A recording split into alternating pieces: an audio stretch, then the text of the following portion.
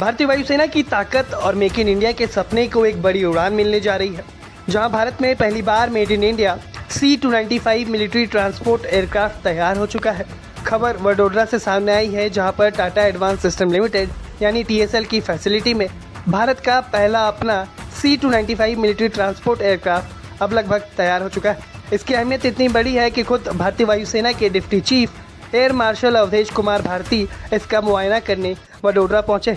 दरअसल Tata advance system limited यानी TASL की फैक्ट्री में इस विमान की फाइनल असेंबली को पूरा कर लिया गया है और अब ये विमान अपने पहले उड़ान परीक्षण यानी कि मेडन फ्लाइट टेस्ट के लिए तैयार। भारतीय वायुसेना के deputy chief air marshal Avdhesh Kumar Bharti, जो अपने ऑपरेशन सिंदूर के दौरान प्रेस ब्रीफिंग के लिए खूब सराहे गए, वो खुद वडोदरा पहुंचे और उन्होंने C-295 की फाइनल असेंबली लाइन का दौरा किया।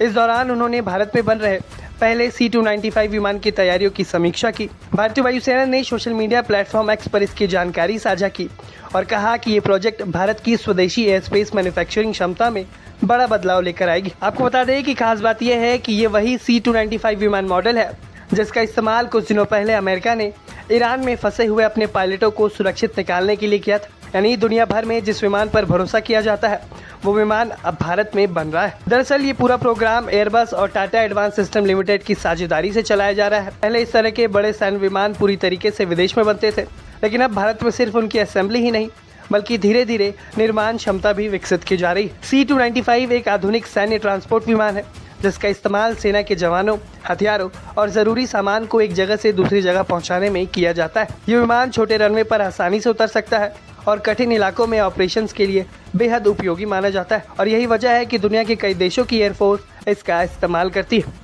भारत के लिए ये प्रोजेक्ट इसलिए भी महत्वपूर्ण है क्योंकि आत्मनिर्भर भारत और स्वदेशी मिलिट्री इक्विपमेंट्स का अभियान मजबूत होना चाहिए।